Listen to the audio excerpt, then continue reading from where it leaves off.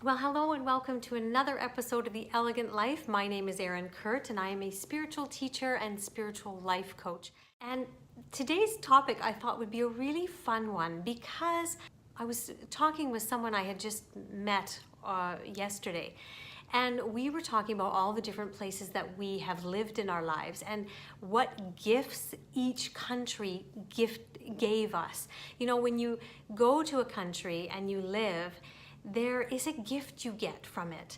And I thought that it would be quite fun to share with you some of the different countries I have lived in my life and what gift I received from them. But at the same time, I want the purpose of this video to have a lining through all of my stories, and that is that when you get out of your normal environment and you go somewhere different, you travel there, you live there, you visit there, you are given gifts because people around this planet, we are all the same on the very essence, but the cherries on the top, the beautiful things, the eye-opening things, the things that would give you permission are very different than the culture we grow up in.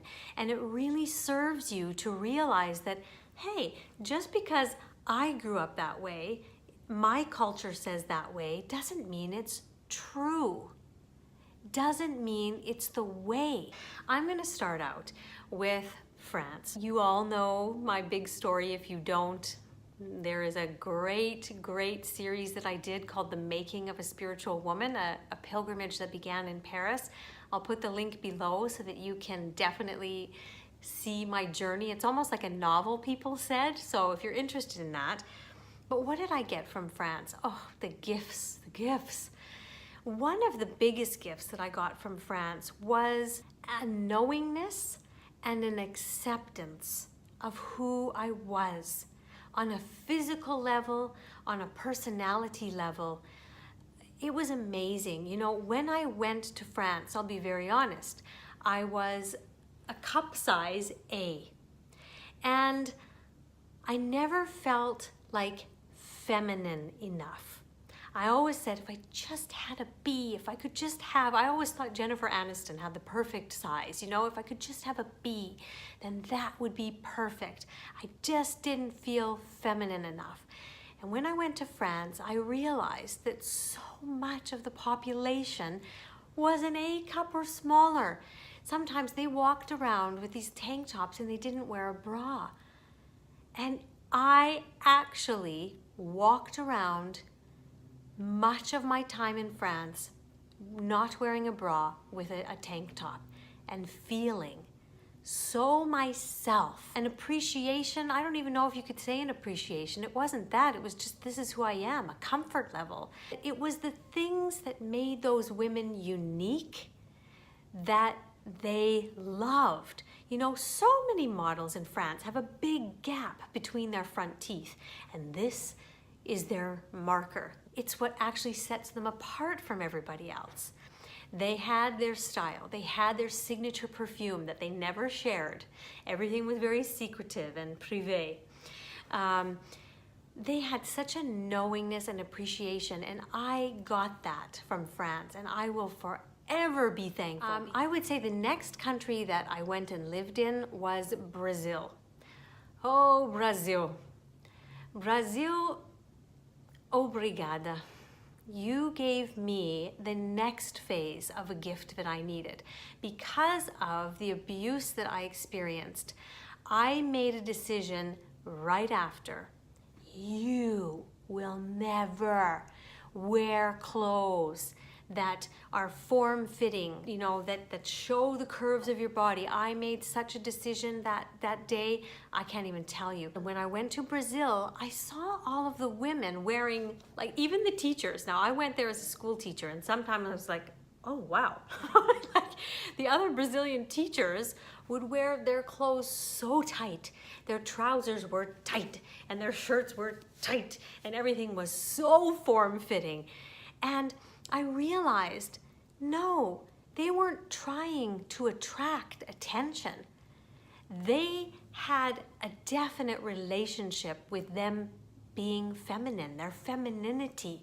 And it wasn't them trying to go out and attract attention, it was just them celebrating it. The dancing, they celebrated their femininity. The clothing, they celebrated their femininity. They would go on the beach in like, what do you call those, thong bikinis. And not all of them would technically, I mean, they would probably technically end up on the front pages of those trash magazines that seem to zoom in on all the movie stars, you know, those ones. They would have been up there, but nope, I am feminine, I am curvy, and I am gonna wear this. There was no shame. And that healed me. I began to start wearing something a little more tight-fitting, and then a little more and a little more, and by the end, I was wearing things that celebrated my femininity. So, obrigada, Brazil. The next country that I went and lived in was England. England. I lived there the longest that I've ever lived in any other country. I literally consider England my home, really. England gifted me a slowness of life, an appreciation of rituals, being able to walk around the streets. I lived in Windsor, but we went to London often, it was as well, and just walking around on our weekends or during the day and seeing the beauty of Windsor Castle every single day. It was just literally a hop, skip, and a jump from my house. And seeing that and doing, I remember I joined a mummy and baby workout, and we were on the long walk, and we were doing like pushing the stroller and squats, but in front of me is the most gorgeous fall scene with the beautiful tree colors and the castle in front of me. And I just remember standing there going, okay, this is beauty. This is living. This is living. And you know, on the weekends, we would go and have a pub lunch. This is something that is very traditional in England. And we would go have a pub lunch, or we would go for a walk in the green forest and end up at a pub. The next place that we went and lived in was Belgium. They too were all about nature and family, so it kind of beautifully connected, you know. The weekends were just filled with families going out to these beautiful parks with stunning nature and just spending time. But the other thing I got from Belgium was the love of food. They have some of the best food. I mean, I know Paris and France is known for their food, but personally, I found some of the food that I ate in Belgium. We lived in Brussels. Fabulous. Like, so fabulous, beyond anything. Any restaurant you would go to, you'd be like, wow. And that was particularly something that I just really got. The food, the restaurants, Belgian chocolates, everything was, it was a bit top notch. It was a bit luxury. It was a bit like not luxury so much, but quality.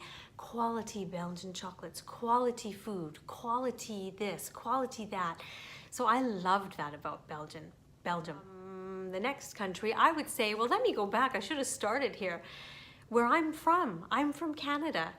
And I say this probably on a weekly basis of how incredibly blessed I feel to have been born in Canada and raised in Canada, because it is so ingrained in the culture to be accepting of different people. Different cultures is celebrated. You know, we have heritage days where all of us say, yes, we're Canadian, but where are you from? Where's your ancestry from? And we'll have full days where there'll be parks lit up with everybody coming to showcase their Irish heritage of music and dance and food and what's beautiful about that country. And, you know, just every country was represented there, from Jamaica to Turkey to Greece to Czechoslovakia. I mean, it was the differences were what made Canada. It's in your DNA that you accept that, you love it, you honor it. It's just normal. And so I think that is one of the biggest gifts, because, you know, going around to live in all these different countries that I've lived in, it's very, normal and easy, and actually I have an excitement when I get to a country. Like, so what's unique about this place? What do they do here? What are their routines? What are their rituals? What are the things that they love doing? What are the typical foods? It makes me excited, instead of some people who come to, let's say Dubai, a country here, and they'll nitpick and compare to their place of where they came from, and where my perspective is I'm looking for all the differences and the beauties and the excitement, and I'm not going always back and comparing. So I think that is a massive gift that I've been given from Canada. And also, the essence of Canada is one of peace. And I feel like I carry at the core of me a desire for peace. I intentionally live my life always with a compass, wanting peace. For my own life, for the world, for the planet, for my family life to be peace. I always have that as the central core of me. And I think that was given to me by peace. So this was really fun for me to actually do. And I would invite you to think about, where could you go? Where could you allow yourself to travel to? Where could you book? What are your list of places you really would love to go? Or where have you been, and what gifts have you gotten from those countries? Maybe you kind of forgot to think about the gifts you got from the countries you lived in. Get those. It could be even different cities that you lived in. Every city has its own sort of different little culture and way of doing things. So do that. Find the gifts, find the lessons, find the learnings, and you'll feel very fulfilled after doing this exercise. And it'll become a compass for you to remember them and then live your life based on those learnings. It's a beautiful activity to do. Thank you for listening to mine, and may this serve you in making this week a truly elegant week. See you next time.